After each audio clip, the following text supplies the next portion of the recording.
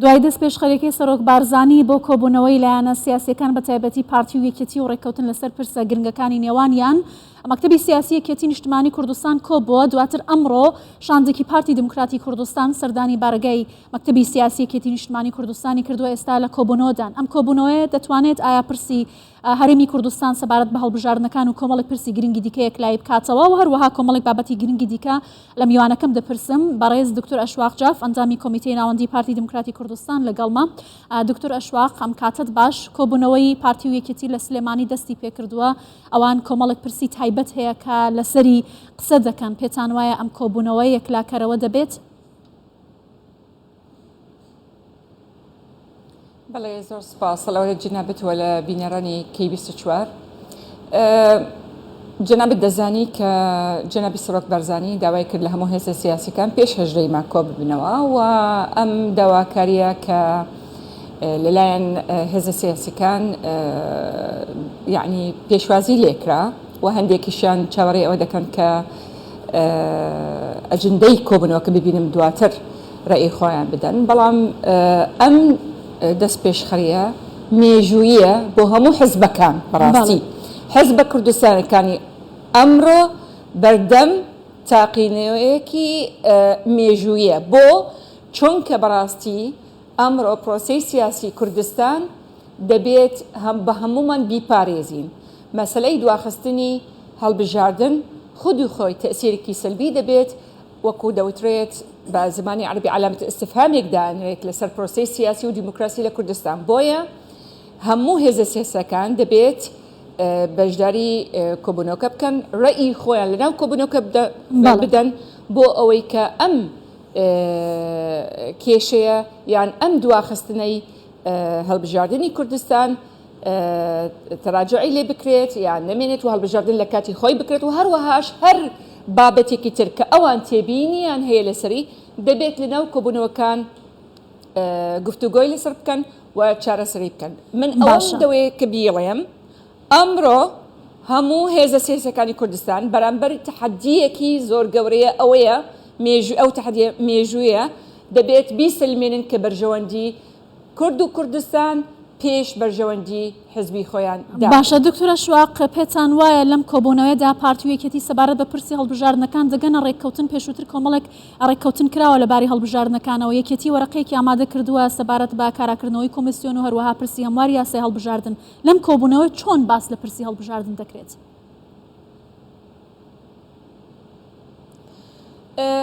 بە حقیقەت خۆی دەبێت هەڵبژاردن بکرێت لە کوردستان وەکو ئاماژەم پێکرد، چونکە پرۆسەی دیموکراسی کوردستان دەخاتە ژێر پرسیار ئەگەر دوا بخرێت و هەروەهاش کۆمەڵگەی نێودەوڵەتی هەمویان چاودێری پرۆسەی سیاسی لە کوردستان و پێشیان باش نییە چیتر دوا بخرێت. بۆیە دەبێت هەڵبژاردن بکرێت. مەسەلەی کۆبوونەوەکە دەگەنە ڕێککەوتن. ئێمە وەکو پارتی دیموکراتی کوردستان هەموو ئەو داواکاریە کە پێشکەش کرا بە ئێمە گفتوگۆمان لەسەر کردووە بە شێوەیەکی یاسایی وەڵاممان داوە ئەوەی ماوە کە لایەنەکانی ترەوە هەروەهاش برایانی یەکێتی نیشتمانی کوردستان دەست بەدەستی یەکتری کار بکەین بۆ ئەنجامدانی هەڵبژاردن. باشە بەڕێزت هەر لەسەرەتەوە ئاماژەت بە پەیامەکەی سەرۆک بارزانی کرد کە داوای لەلایەنەکان کرد پێش هەژدەی مانگ کۆبوونەوەیەکی بەرفراوان ساز بکەن. ئەم کۆبوونەوەی هەمان کۆبوونەوەیە یا کۆبوونەوەی دیکەی بەدوا دادێت کە سەرجەم لایەنەکان تێدا بەشدار بن؟ زانیاری لەم بارەوە هەیە لای ئێوە؟ ئەمڕۆ وەکو یەکێتی و پارتی، بەڵام ئەوەی جنابی سەرۆک بارزانی داوای کرد کە هەموو حزبە کوردستانەکان کۆ ببنەوە، چونکە بەڕاستی پرۆسەی سیاسی لە کوردستان بریتیە لە یەکێتی و پارتی و هێزەکانی تر. بەتەکید ئەم کۆبوونەوەی دوو مەکتەب سیاسی یەکێتی و پارتی، بەڵام دواترش بەتەکید کۆبوونەوەیەک دەبێت کە هەموو هێزە سیاسیەکان ئەوەی کە وەکو ئاماژەم پێکرد ئەوەی کە ئیستیجابەی هەبێت بۆ پەیامی سەرۆک بارزانی دەست پێشخەری سەرۆک بارزانی بەشداری تیا بکات بۆ. باشە سبەی هەفتەی مانگە کەواتە کۆبوونەوەکە کەی دەکرێت؟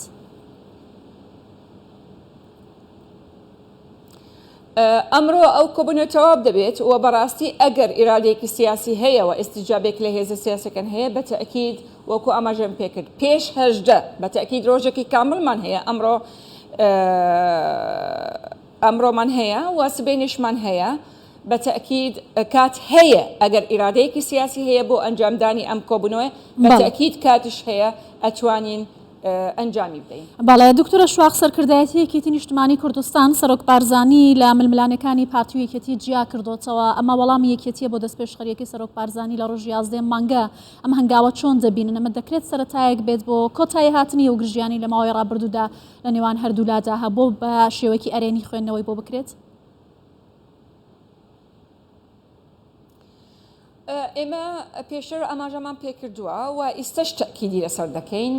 ئێمە وەکو پارتی دیموکراتی کوردستان بە تەئکید ئێمە داوامان کرد لە بەرهەمێنی یەکێتی هەر تێبینیەکیان هەیە ئەگەر لە حکوومەت لەناو ئەنجومەنی وەزیران گفتوگۆی لەسەر بکرێت و بۆ ئەوەی کە چارەسەر بکرێت ئەگەر هەبێت و ئەگەرش لەناو حزب یانی کێشەی حزبی لەناو کۆبوونەوەی مەکتەبی سیاسی طرحی بکەن بە دۆکیومنت بۆ ئەوەی هەردوو مەکتەب سیاسی کار لەسەر چارەسەرکردنی بەڵام تەنها ئاماژە ببوونی کێشە بەبێ ئەوەی کە گفتوگۆی لەسەر بکرێتوە دۆکیومنت دابنرێت بۆ ئەوەی ئیسباتی بکەن کە هەیە ئەمە ناتوانین چارەسەری بکەین بەڕاستی بۆیە دەتوانم بەڵام هیچ کێشێک نییە کە چارەسەری نەبێت ئەگەر هەبێت بۆیە ئەم کۆبوونەوەیە گرنگە بە نسبەتی جەناب سەرۆک بەرزانی هەمومان دەزانین جەناب سەرۆک بەرزانی خەمخۆری ملەتی کوردە مەرجعی کوردە و خەمی هەموو خەڵکی کوردستان بە بەردەوامی هەڵگردووە و هەڵی دەگرێت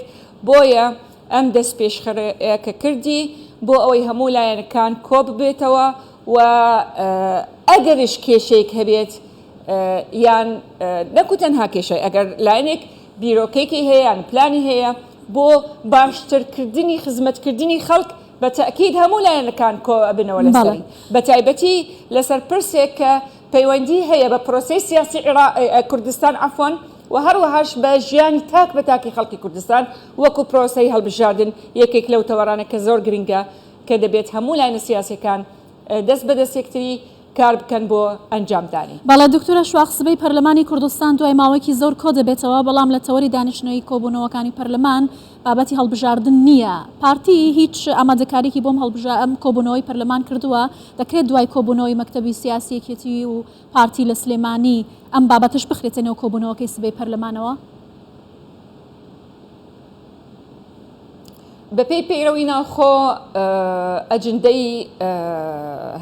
ئەجندەی دانیشتنی پەرلەمان لەلایەنی سەرۆکاتی پەرلەمان دانرێت بە هەماهەنگی لەگەڵ لیژنە مختصەکان پرسێک وەکو ئەم پرسە گرنگە هەڵبژاردن بە تەئکید جەنابت دەزانی ئەمە پێویستی بە تەوافقێکی سیاسی جگەلەوەی کە خۆی خۆی بابەتێکی یاساییە وەکو ئاماژەم پێکرد پەیوەندی هەیە بە پرۆسەی سیاسی کوردستان و چاودێری دەکرێت لەلایەنی مەحفەلی نێودەوڵەتی بەڵام پێویستی بە تەوافقێکی سیاسی لە نێوانی حیزبە کوردستانیەکانە بۆیە ئەگەر ڕێککەوتن هێزە سیاسیەکان لەسەر ئەم پرسانە بە تەئکیدش پەرلەمان دەتوانێت یعنی داخڵی ئەجندەی کاری خۆی بکات ڕاستە لە ناو پەیڕەوی ناوخۆی کوردستان کاتێکی سەقفی زەمەنی هەیە بۆ ئەوەی کە بخرێتە ناو جەدوەلی ئەعمال دەبێت پێش وەختێک بەڵام پرسێک وەکو ئەم پرسە گرنگە دەتوانن بە ڕێککەوتنی هەیئەی ڕئاسەتی پەرلەمان دەتوانن داخڵی بکەن. زۆر باشە بەڕێز دکتۆرە شواخ جاف ئەنجامی کۆمیتەی ناوەندی پارتی دیموکراتی کوردستان سپاس کە لەگەڵ کوردستان 24